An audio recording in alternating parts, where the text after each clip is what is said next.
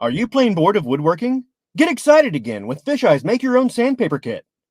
Fisheye's Sandpaper Kit comes with everything you see here. Just pick your paper, spread the glue, and shake on the sand. Voila! Beautiful handcrafted sandpaper. And if you act now, we'll include candy sprinkles absolutely free. What better way to say I love you than with a gift of sandpaper?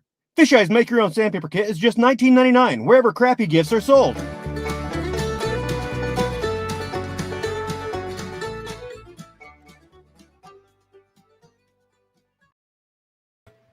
Hi, everybody. Welcome again. It's January 6th, 2022. Happy New Year. We're back. Episode 20. Again, we'll just go over the rules quickly. No politics, no religious stuff. Kindness and respect for everybody and support everybody that's in the chat. If you see somebody that you haven't subscribed to, click on the little three dots next to their name and it'll take you direct to their channel and you can subscribe away and show some support. Without further ado, let me introduce my co-host all the way from Brampton, Ontario, Jim Beauchart. Every week, Gary. Where do you get this crowd from? Yeah, how's it going there? Well, just great. You know, I came for a good time and some knowledge, and I'm sure this is the place to do it. Well, it's a good time. I don't know about knowledge, but we'll see. We'll see. We're here for a good time, not a long time. But you know what? We could learn something. We have somebody new that is sort of new to the drone community, and I'd like you to welcome everybody all the way from St. Albans City, Vermont, Eddie Woods.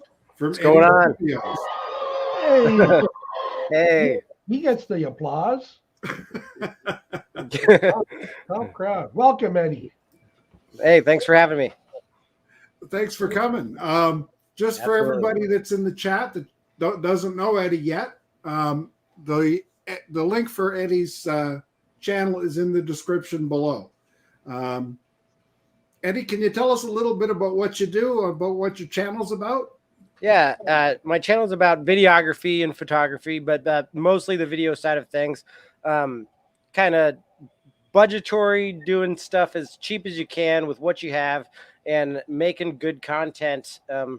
Make it as professional as possible without having to go and spend an arm and a leg and try to buy the most expensive gear out there. Now you're talking my language. Yeah. Oh, very good. Sorry, Gary, I think all us drone pilots would like to learn on how to make their videos from their planes, their birds, better quality. And you're the one that Absolutely. can do it. Yeah. And the storytelling side of things can definitely be told from the air. And I think that's I think it's key when you're trying to present your best foot forward with drone footage. So yeah. Now you recently were saying you started flying drones in your photography business too, eh? Yeah. So I'm money making wise, it's mostly coming from real estate.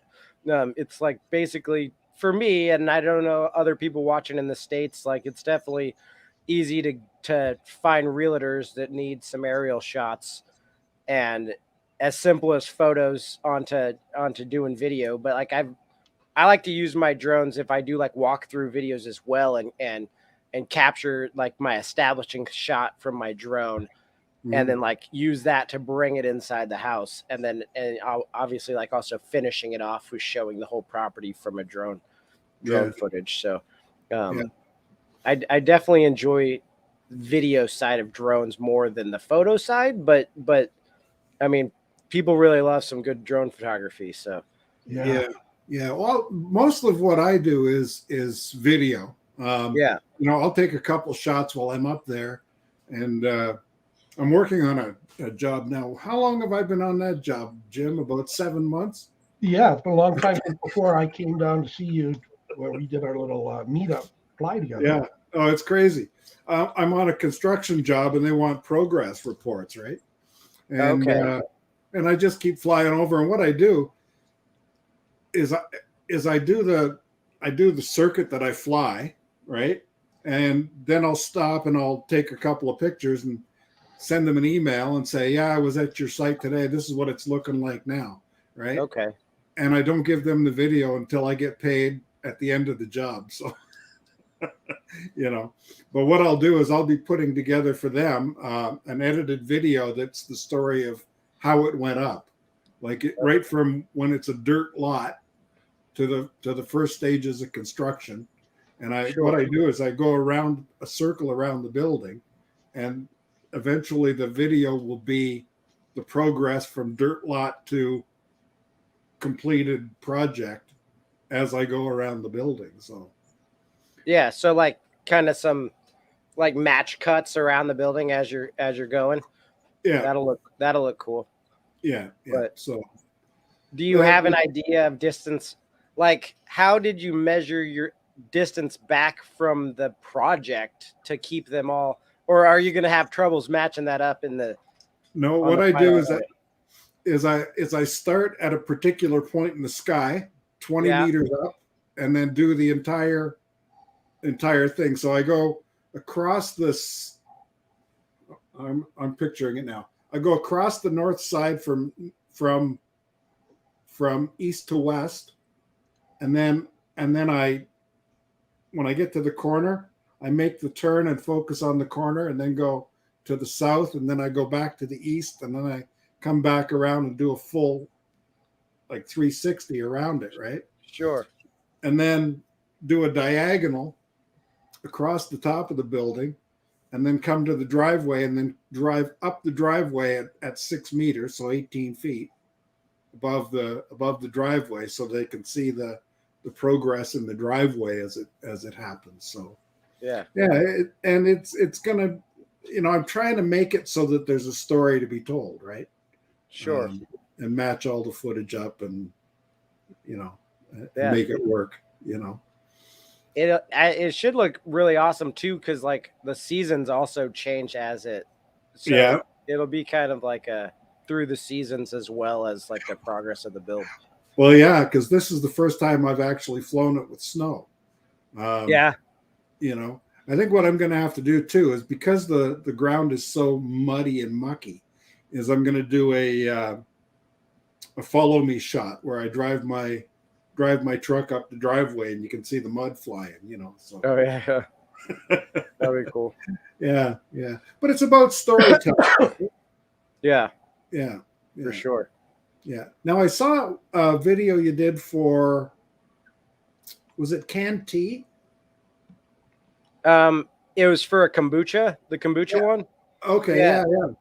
Yeah. Now that was a story well told. Now, was that just an advertisement for them? Yeah. Now, the one you're talking about, was it just the little 8-second one I did for him, where I was just doing like a quick 8-second video? Okay, yeah, that might have been it. Because I've done so. The same guy owns a kombucha company around here, and then he also owns a smoothie shop.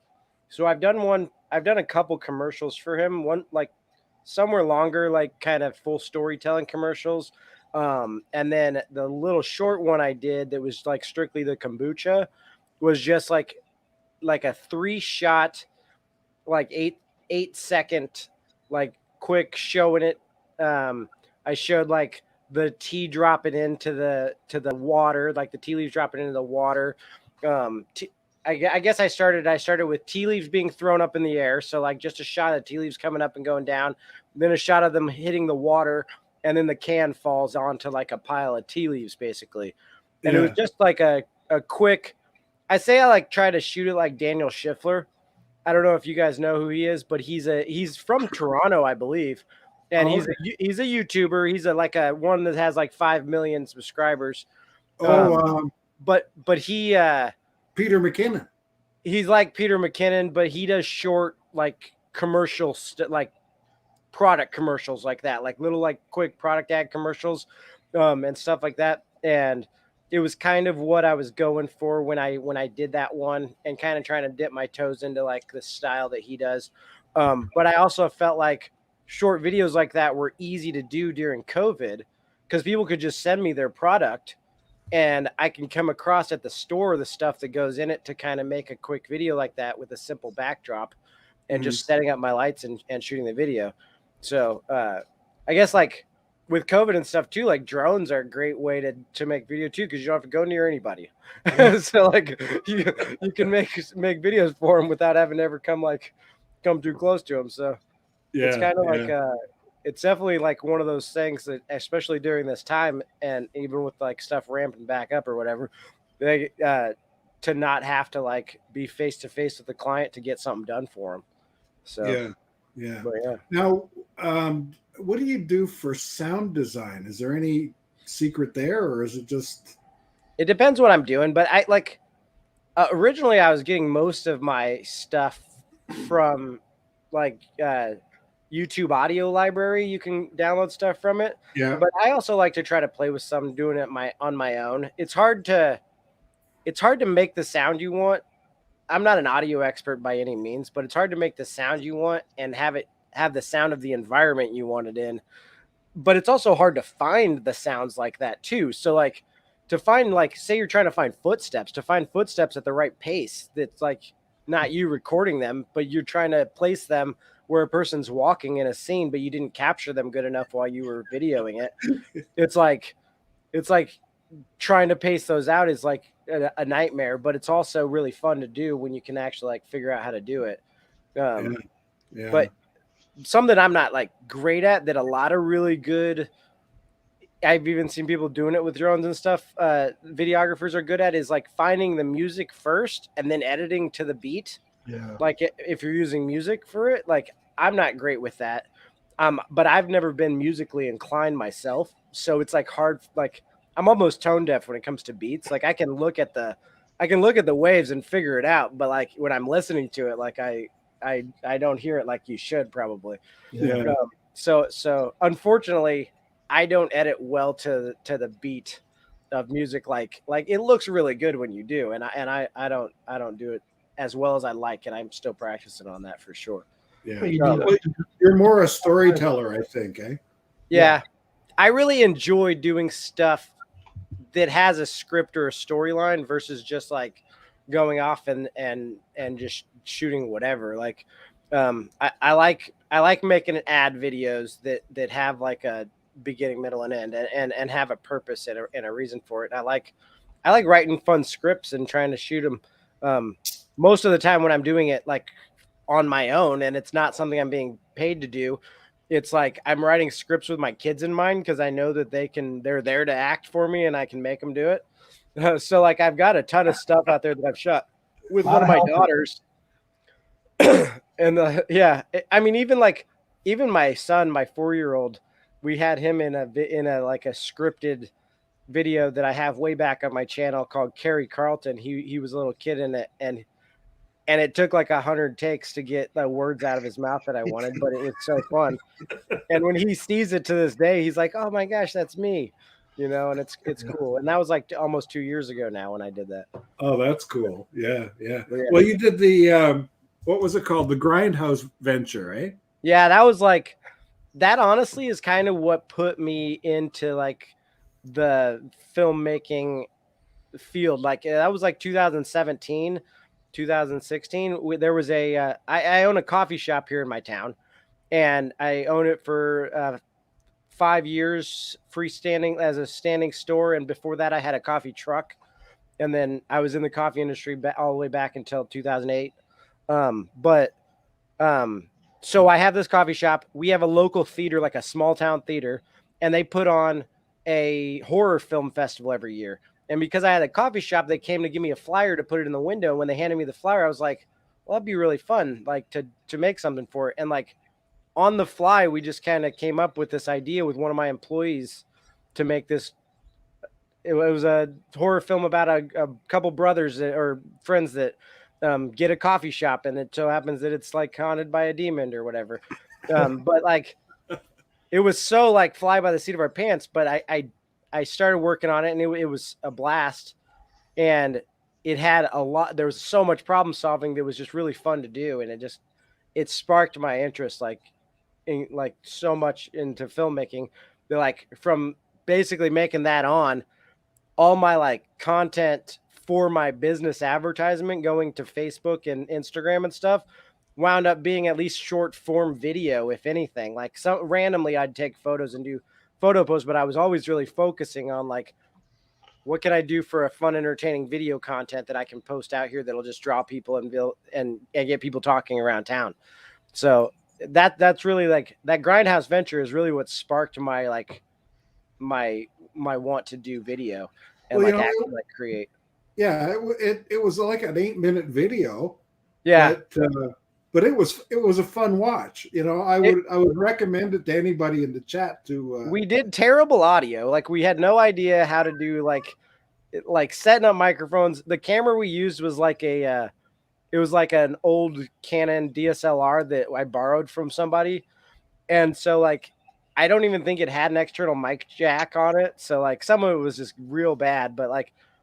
My most proud thing, I had never done it before, was that my intro scene, even if you just watch it and watch like the intro, there's like a B-roll series of B-roll of us just kind of getting the shop set up to go for the day. And I was just really proud with how that turned out. And like, it really tells a story. And I honestly didn't have any guidance on how to do that whatsoever. I just said, how would I like to, like I said to myself, like, how would I like to show us opening up a shop and how can we make it a story? And it turned out, I have a friend that has like, he makes movies for like the Trailer Park Boys Network. He has a couple series on there, and he like to this day tells me like that like he knew then when he saw that I had a talent for doing B-roll stuff and storytelling and yeah, and I can see it even. It's like I look back on a lot of my stuff that I do and I'm like, wow, that sucked. But like, but I believe that video in general kind of wasn't amazing, but that I'm still proud of that portion of it for sure. Yeah. No, it was quite good. I enjoyed it, and and now you shoot a lot of stuff now with an Osmo Pocket, eh? Yeah, it's like. It's by far my favorite thing to shoot with, just because like I have a like, I mean right here, like I have a regular gimbal, but I hate taking the time to set my camera up on it when I can get really good. As long as your lighting's good, the Pocket takes amazing footage. Like it's like equivalent to the camera on a Mavic Air 2, It's you 4K. know. But so like yeah, the camera is like definitely like a perfectly good camera to use. Yeah. And I match it up to my footage on my Sony A6600, and people don't ever question the footage and be like, "Oh, did you shoot some of that on something else?" No, Yeah. but yeah, it just can. That's like if you're gonna check out my channel, like the playlist on the Pocket 2 probably has some of the. It's one of my largest playlists on the channel, and it's really I dive into that camera, and you can tell that I just love it. So, um, but Well, the camera on the Pocket 2 is probably similar to the camera on your Mavic 2. yeah, it's like almost the same. Yeah. Yeah. I think the Mavic, it's probably the same size sensor. I'm not 100% on that, but I'm pretty sure the Mavic Air 2 and the Pocket 2 are the same sensor. But they do what 64 megapixel on the Pocket 2, and then it's 48 on the Mavic Air 2. But but the sensor's the same, so like I think honestly the Air 2 probably takes better photos than the Pocket because you want those larger megapixels. Yeah. Yeah. Now I do a lot of my shooting that's ground based with Osmo Mobile. Yeah, is that which one is it? Is it one of the first ones? Yeah, Mobile 2. Yeah. And the phone I use the same phone all the time. It's not the phone I use for communication. I've got a. Let me just run over here and grab it. Yeah, you use the Sony Xperia 3? Yeah. I just got it. I so years ago I had a Sony Xperia. God, I don't know what model Xperia it was, but it was like the first fully waterproof phone. It came out before like Apple started waterproofing their phone and stuff like that. And I went to Costa Rica with it, and I had a nice like point and shoot camera with me too. But all the stuff I took on the Sony Xperia like was just as good as the stuff on the point and shoot camera. And and I just loved it. So I saw the Xperia 1 Mark III coming out, and I was like, that looks really cool. Like I'd rather get the Pro, but the Pro was like $2,500, and I wasn't gonna pay for that.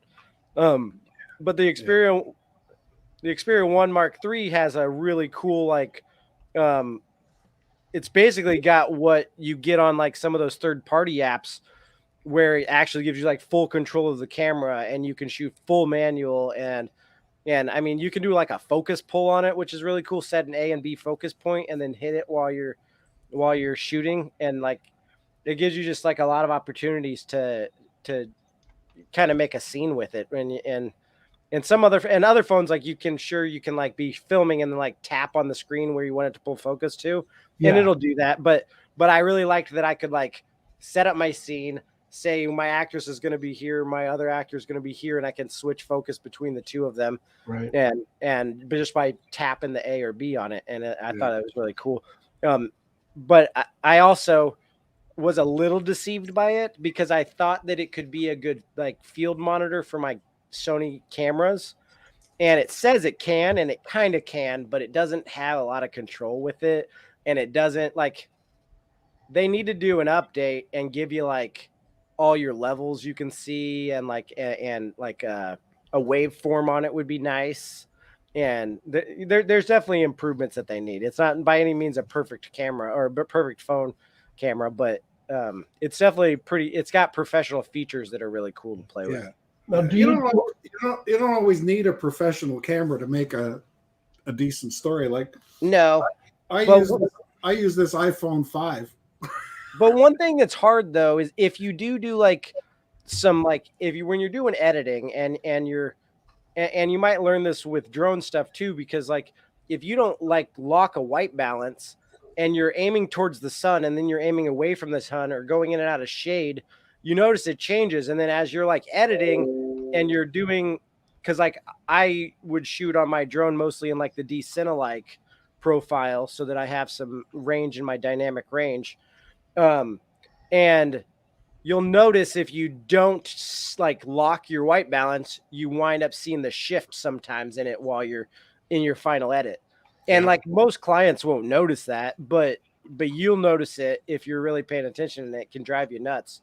But yeah, I mean, it always sucks like when there's a something that you notice major and you're turning it into a client and you're like, I'm hoping they don't see this, but I'm noticing it, you know. Now, do you edit with Power Director strictly on your phone all the time, or do you have an editing program that you use on your? Now, most of my YouTube videos are coming from DaVinci Resolve. So like you use it on a laptop or a desk computer? on a laptop. I have a pretty bulky laptop though. It's like it's Lenovo's like gaming computer. They're called Legion is what they're called. Okay. But it's like it's pretty. It was like $1,000, so it's not super expensive, but it has like a graphics card in it, like like a NVIDIA graphics card.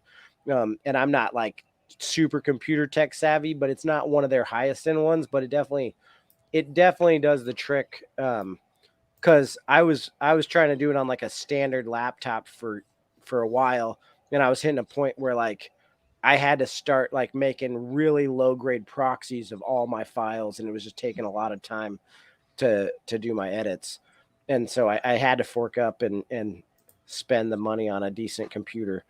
But I like editing on Power Director on my phone for like if I'm posting to Instagram and stuff that's like under a minute.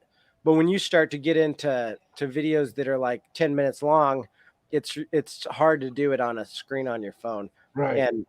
And there's a lot of stuff out there to learn DaVinci Resolve, and it's free. So there's like the free version of DaVinci Resolve and the paid for version. And like most people do not need the paid for version. Like you can get away for years without ever doing the paid for version. The Power Director app, does that come for the desktop app? They do have a desktop version, but I've never used it. And I don't know enough about the desktop version, but with working on DaVinci Resolve, it's like pretty much if you're stepping anywhere from DaVinci Resolve other than going to like Premiere or what's the other one? What's Apple's? Apple iMovie? No, what's Apple's the one the good one. Yeah. Premiere Pro. Is Premiere Pro Apple's? Oh yeah. So Premiere Pro or Adobe. What's the Adobe one? I don't use it, but it's like industry standard. I don't know why I can't think of it right now. Maybe that's why I'm thinking Premiere Pro. I thought Adobe was Adobe Premiere. There's an Apple one that's Apple based, but it's high end. And I can't. It's like on Premiere Pro level. So like your top three are DaVinci Resolve, Premiere Pro, and that whatever the Apple one. I don't know if somebody's thrown it in the comments or not, but I'm sure there's other people know what I'm talking about. Final Cut, yeah. Those three are your top ones. Pro, and if you're editing on any of those three, it's kind of like don't step back and do something like Power Director. I think it's called Power Director 365 is their desktop version. I wouldn't step back to something like that if you're and the fact that you can get DaVinci Resolve for free, like I wouldn't recommend anything but it on a computer. Yeah. Because it's like DaVinci Resolve's color grading software is above and beyond everything else. Like it is the industry color grading software, but it also takes like what Premiere Pro does, where you have to like go into Lightroom to do photo stuff, or you have to go into other programs to do other stuff on the Adobe project. DaVinci Resolve puts it all on the same screen, so it's like you have the abilities to do like your complete audio editing on there, your color grading, your if you're trying to make like 3D graphics, you can make it right on the program even. So it's an in-depth software that I definitely recommend if you're going to, you can do very basic edits on it, or you can be crazy and dive super deep into it. Like Everything I use for my 23 YouTube channels comes from the Windows video editor. So I need an Really? I mean, you know, if you were just because I did for years, I was using the Sony's one. I don't even remember what it's called now because I've been using DaVinci Resolve for it. Like Vegas, I think is what it's called. Yeah. Sony Vegas editor. And that's the one I bought when I actually bought the editor for when I did the Grindhouse venture. Because I like my mother-in-law worked at Best Buy, and it's the one Best Buy kind of sold on their shelves. And I was like, she did a discount on it, and I needed an editor, and so I got it and learned it for that. Good stuff. Yeah. I'm just going to take a moment here and Sure. acknowledge the people in the chat. I see Max Air 420s here. Max, Lost Girl Hikes. Angela's with us. John from Unlimited Vertical. Captain Ray's here. Thomas O'Sullivan from Thomas Aerials. Mac 282. Oh, look, Jim Beauchart's here. Oh, again. Art Carlson's here from Artco Drone Solutions. Ron Lockwood from RL Photography. Akirasho. And boy, I tell you, Herman. Lawrence from Novice Quads is here. And Johnny Drone Flyer is here. Jody's here. Just got here. Yeah, good stuff. Got quite a crowd. And yeah. So there you go. I didn't catch and Herman's here too. From Phantom Flight 101. So both of those guys are in the chat. So those guys. Now I see Eddie's up here on the Wall of Fame. Oh, nice. He's the latest addition to the Wall of Fame. Nice. And you'll see when we do the outro, what I do is I go through every stream that we've done in the hour before Thursday Night Live. And for those of you who haven't stayed for the outro, stay for the outro. There's a 3/4 second surprise in the outro tonight. So I'm excited now. Now I can't wait. Can we end the show now? I can't wait. Right. No, we're not going to play the outro yet.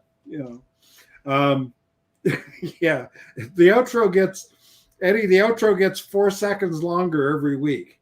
Oh yeah, because I add your slide is number 20, so it's one slide after another. They just go by like pages, and we figure by the year 2030 it's going to be a 55-minute outro. So yeah, it'll make the show that much shorter. Are there any questions in the chat that you want us to bring to Eddie's attention about creating or his adventures with his drone?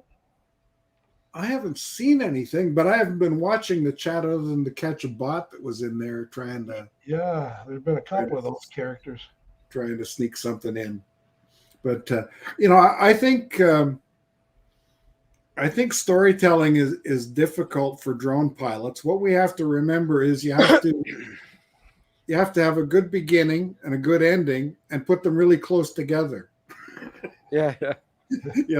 Not a lot in between. What I do when I'm editing videos can be good for drones. Yeah, I try and keep my clips to 6 seconds. Yeah. One after another.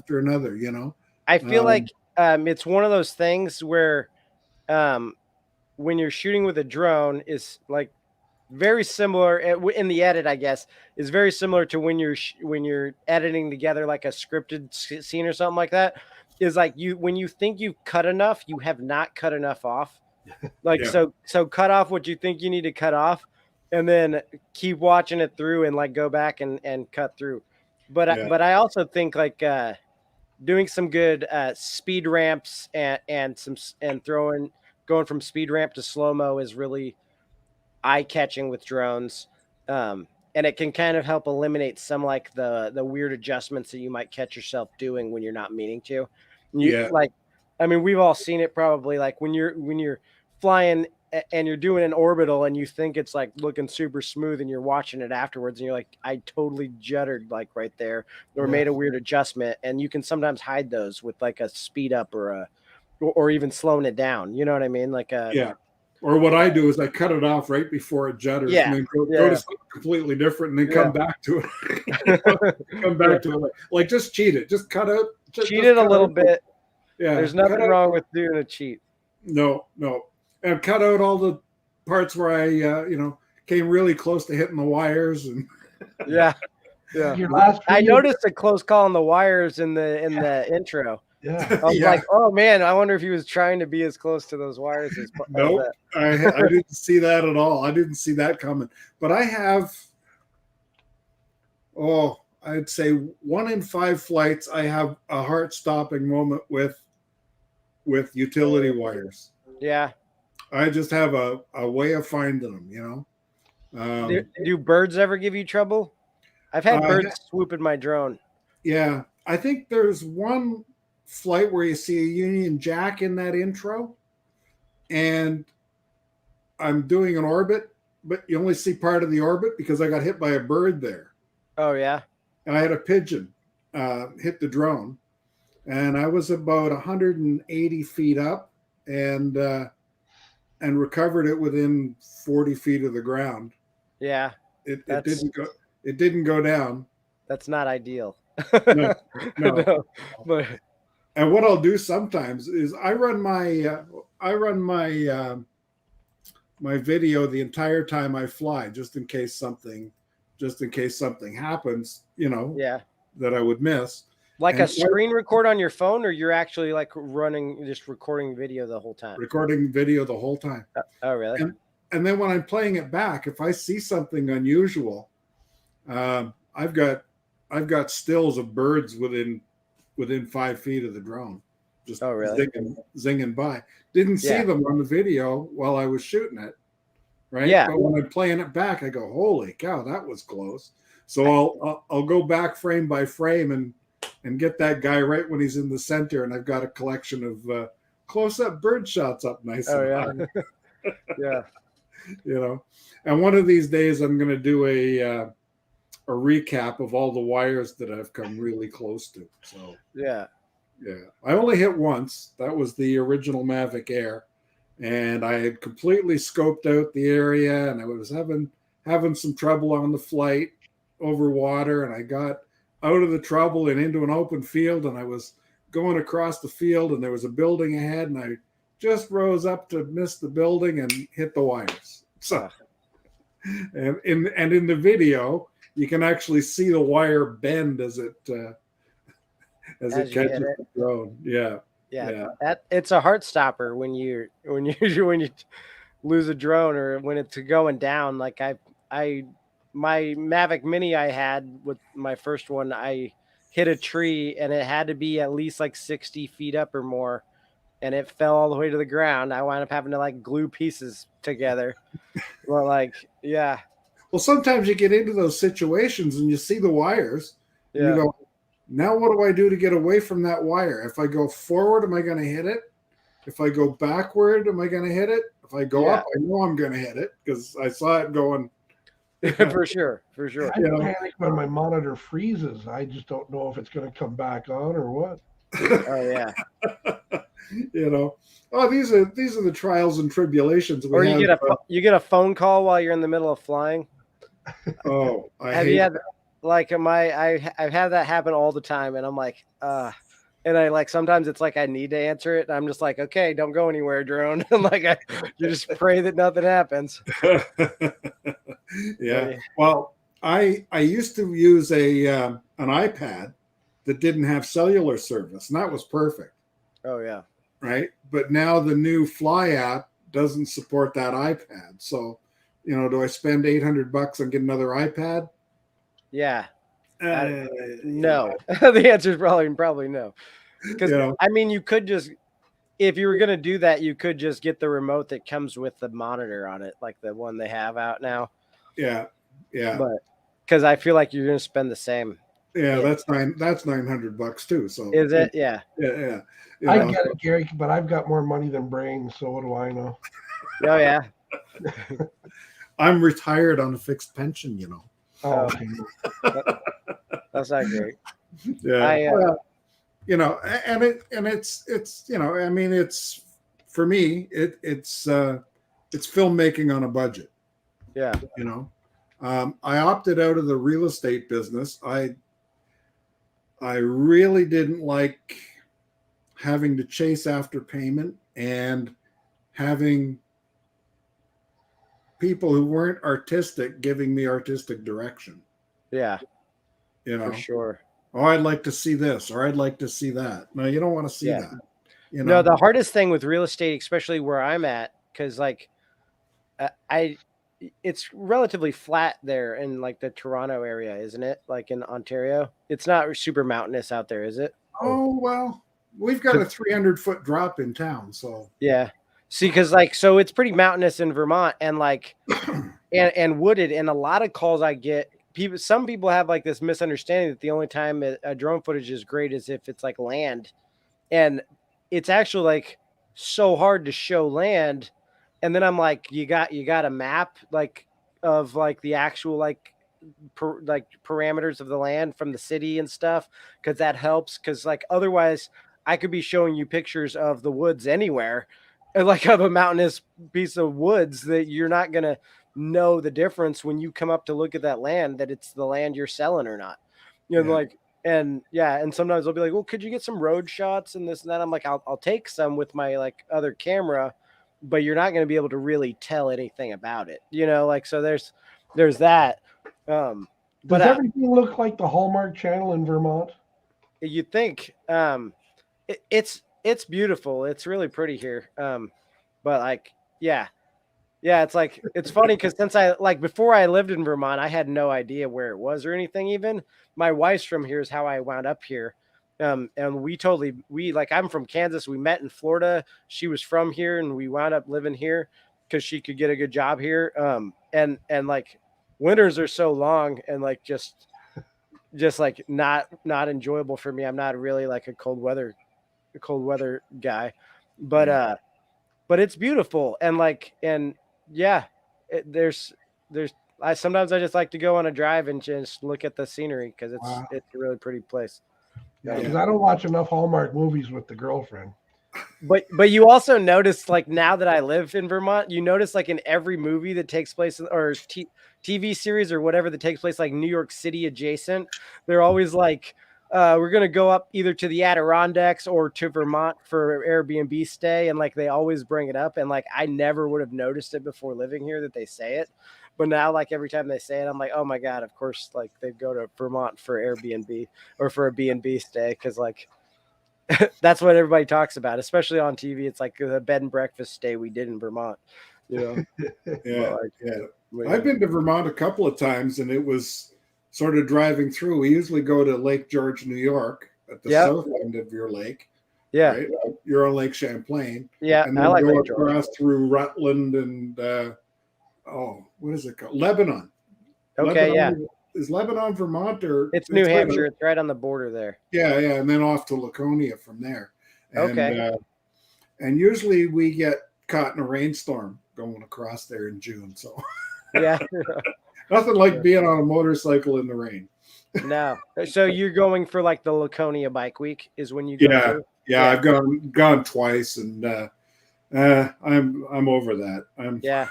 I lived in Daytona for a while and did that bike week a couple times, and you grow out of it fast. And I'm not that old, and I shouldn't probably be like that grown out of stuff like that. But I lived there when I was like 25, and I was even done with it after a couple of them.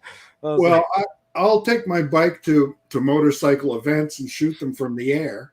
When it's allowed. I mean, sometimes it's such a big event that it becomes a no-fly zone. You know, the police are in the air and everybody else, and they make it a no-fly zone, and you can't do it. But some of my most watched videos are motorcycle videos. Sure, cover charity events and that sort of thing.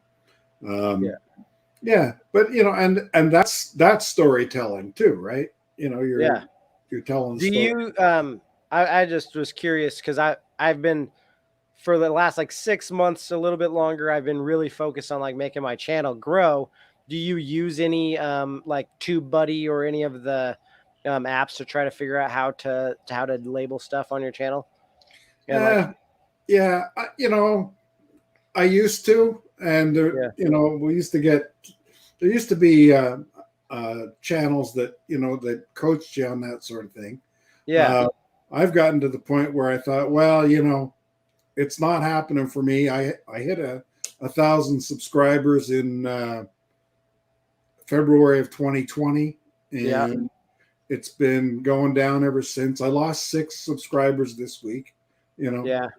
So um, Ever since I joined, you've lost. That's what happens. You ring on the wrong person. I'm just kidding. well, I give all my subscribers to Jim's channel and to Uncle Extra Medium. Yeah.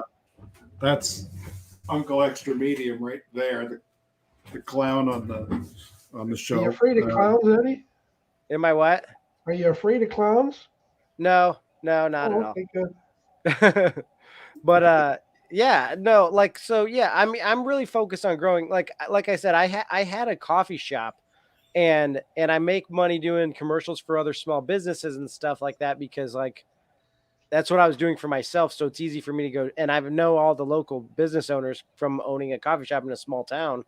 And so I'm able to get those jobs really easily. But I really would like to fully make money online and be able to even hit a point where my wife's not feeling like she needs to work. And so like I'm busting my butt right now to try to really grow my channel. And yeah, I want to hit that 1,000 subscriber and 4,000 watch hour to be able to monetize. I know that that's not where my primary income will come from when I hit it, but it will be like a nice relief to feel it happen. But yeah, I find myself that if I'm watching YouTube, it's either to learn something about editing that I don't already know, but I really want to do with something, or it's to figure out like a fun way I could change something up in my next video to try to help keep people watching for longer or whatever. So and that's a tough thing with YouTube, because if you're not scripting what you're like, say you're doing an informational something, which is most of my stuff. Like I do a few vlogs and stuff like that, but most of it's like I'm trying to teach you a specific thing or show you about a specific product that I am doing something with, is deciding what you maybe spent too much time talking about and saying that doesn't need to be there, and cutting it out, like the stuff you cut out of it just because you want people to be watching for longer instead of just listening to you chat about whatever they're not there for, So that's the toughest thing. And you beat yourself up about it when you're making your content, is like, what am I saying too much on that? Like maybe I shouldn't be there, or should I have like almost fully scripted it, which I don't like fully scripting stuff. I'm a terrible reader. So yeah, like when you fully script, it comes off as scripted. it does. And I don't like doing it. So, and I feel like I do also sometimes cut out some of my personality because I'm trying to just make sure that people get to the point and don't leave before they get the full gist of the video. Yeah. Which is tough because like you find, especially in the video production and that content creation is very saturated. So like I don't have like a super fine niche, and I find that like my personality might be what actually draws some people, because they maybe don't like the like personality of the person that's got 5 million subscribers, but they're arrogant because they've been there forever and stuff like that. I don't like them either. I try not to. And then a lot of times like their stuff, now that they have so many subscribers, is just clickbait because they know they can get people to watch no matter what they put on there. Yeah. Or it's the brand new product that everyone is putting out at the same time. You know what I mean? And that's a tough one too, because it all comes out the same day. And you're like, of course, this all launched, and all the creators that I watch are bringing out the same product right now because they're getting paid to do it. And it's like, we certainly see that in the drone space. I mean, Mavic 3 came out, everybody had one, right? And it's a lot of the people that do the same content I watch as well, like do the drones because like it's on the video side of things. Like Yeah. Potato Jet out in California, I like him because he's got a fun personality, but he's been into FPV flying lately and stuff. So like they send him drones when it's time to put that stuff out. Yeah. But Yeah. like, yeah, there's like pretty much everybody. If they got a camera and they're shooting something with it, they send them the new drone when it's coming out. And it's like, but Well, they're not sending me them yet, so I'm not. Yeah, I think your niche will be photography on a budget. Yeah, You know, I think if you stick with that and have like the how-to tags come up, yeah, everybody's looking for how-to, right? yeah. And Yeah. you know, And I feel like everybody wants to know how to take this that they always have with them and make it better, and do something better with it. And I think I need to dip into more like this is how you should do this with your phone to make something better with your phone.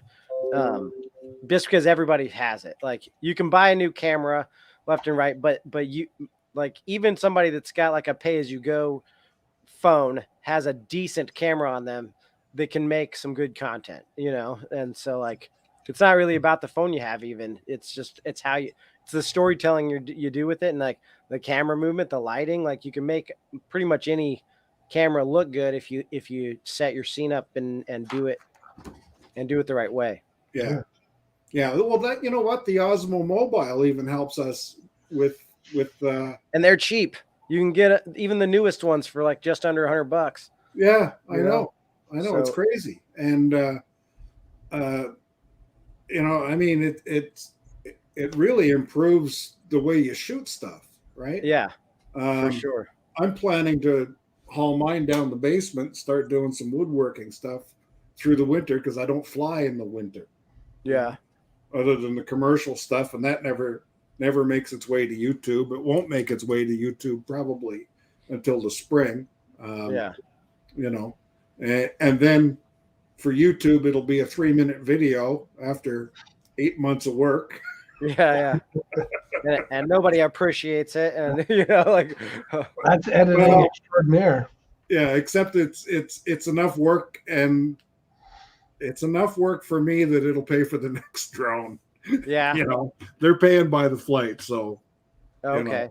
Every time I send them that little snapshot, it's it's money in my pocket. So you're charging them by every time you take it up for them. Yep. And so are you giving? I guess so. What's the gist of this job? Like how? I guess other people watching probably want to know like different ways to get paid with the drone. So like, how'd you come across this, and like what's the actual kind of like agreement? Are you just giving them progress reports weekly or something like that? Well, no, I give them a progress report once a month, and what I do is I keep a little journal, and I list all the flights and how long, and see that's the nine flights on that page, and I'm up to the 15th flight on this page. So I've been out 15 times since May. Yeah. And I quoted them a rate and said, this is how much it's going to be, and you're going to pay me for every time I fly, and then when we're done, I'll give you a video, and I'll give you all the raw footage as well, so you can go back and take a look at every square inch of the place as it's gone, right? Is it a large construction company? Like, is it a pretty big construction company? Well, it's not the construction company. It's the person that's putting the building up. Okay. It's a greenhouse area. Yeah, it's a greenhouse. They grow flowers. Okay. And I've known the father of this guy for 25 years, and he knew that I was flying drones and doing real estate stuff. And they approached me and said, "We're coming up with a construction project. Is there anything you can do to get aerial photography?" And I said, "Show me where it is." And it was, I can shoot it from my yard if I need to. Oh yeah. So you could launch from your yard and fly it over there if you wanted to. Well, what I do though is I like to be on site. I like them to see me there, with the Brant Aerials hard hat and the Sure. and the vest and the whole business, so that I have a presence. Yeah. And I don't like to, there's a guy up on a Zoom boom, 40 feet up in the air. I'm going to get a shot of him. I don't want him to be surprised and fall off because. Yeah. You want him to know you were there before. Yeah. Hey, I'm coming up there. Yeah. But I'm staying on the ground. Just relax up there. For sure. Yeah. So I do my regular pattern flight. I've got a regular pattern that I fly, and then if there's something of interest, I'll go back and shoot that separately. So when they installed the boiler and they had the crane there, well, I'll shoot a sequence of that, or somebody putting up a water tower, I'll shoot that separately. Just to cover all the bases, and little fillers that go in with and there'll be some B-roll in there, and I'll probably, when it gets done, I'll go in and use the Osmo mobile and probably a better phone, and go in and shoot the flowers that are growing in the greenhouse, and maybe a little interview with the builder or the owner. Yeah. So we'll do that cool. Kind of thing. Yeah. Fill it all in. Yeah. Yeah. I have a yellow hard hat that kind of matches my logo. And then I have my daughter has one of those cricket things, and she cuts the vinyl, and across the front it says Gary, and on both sides it says Brant Aerials. So. Oh, nice. Yeah. So there's no mistake in who I am. Yes, and you will see the results, but it's probably going to be around May or June by the time the project is finished. So, yeah, for sure. Yeah, so yeah, I'm just answering some stuff in the chat. Oh, and Bob Dempsey's here from Old Farts with Drones, and Michael from Fly Zone Drones. I don't think I've acknowledged him yet. And did I mention that Don from Mudball Creative was with us? Who? I don't know if you said that name or not. I think you said Fisheye, but no Don. Oh, okay. Yeah. Fisheye is our sponsor. He's the one who does the Fisheye's Make Your Own Sandpaper Kit with sprinkles. So anyway, anything final to add? We're coming up to the hour. That was a quick hour. What's the next video, Eddie? What are you working on? I honestly, I don't have my next one in the works yet. I want to do a series on just kind of shooting content with your phone, beyond my like editing on your phone series that's about Power Director on it, but more just the shooting to finish, and just kind of how to make things look better than what they're looking like for you when you're just shooting like the dad with the camcorder back in the day. Because like most people just pick up their phone and just like they'll shoot and walk with it or whatever, and don't have really a rhyme or reason, and then just post the full video. And you can be a lot more creative with that. And so I want to do a series on just using the device you have on you all the time, and don't spend any extra money, and just do what you can with it. Well, that's my style. So, yeah. Yeah. Oh, that's great. That's really good. It surprises people when you show them something from your phone that looks like something somebody really put a lot of production time into. Absolutely. Yeah, good stuff. Anything from you, Jim, before we go? No, just a thank you to Eddie for coming on. I did not know that you were a pilot. That's great to know. So it really did fit in cohesively. Yeah. Absolutely. Okay. I appreciate you guys having me. That's okay. We're going to play the outro. You can stick around after. We'll have cocktails in the green room. Yeah, lots of shrimp in the green room, Eddie. Yeah. Let me see if I can figure out how to run this outro. Anyway, thanks a lot. Right. Thanks, guys. See you in a bit. Wow, that was certainly enlightening. Thanks everybody for coming. You could have been anywhere else, but chose to come here and spend some time with us. Hope you learned something. on your way out, comment, like, and subscribe and share. That's the class, CLASS. Comment, like, and share and subscribe.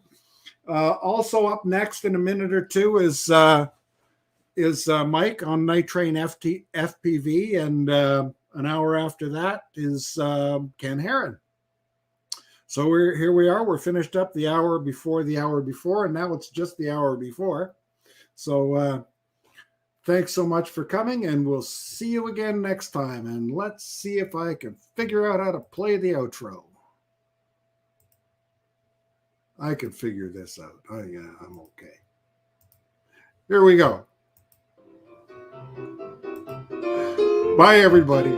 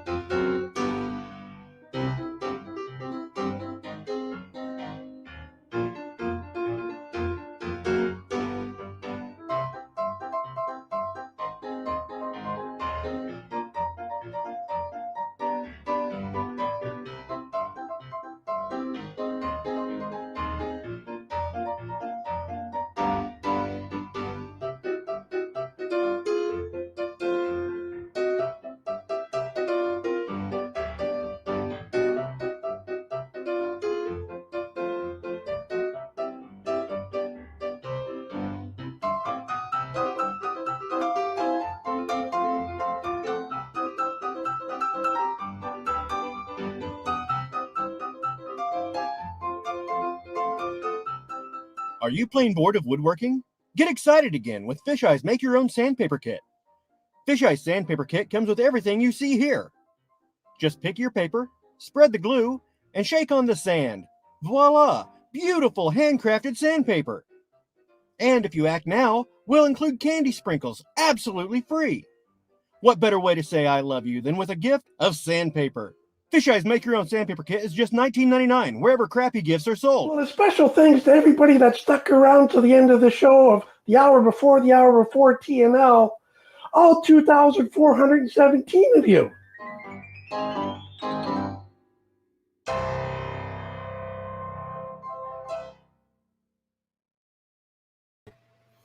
Thanks again, everybody. See you next Thursday.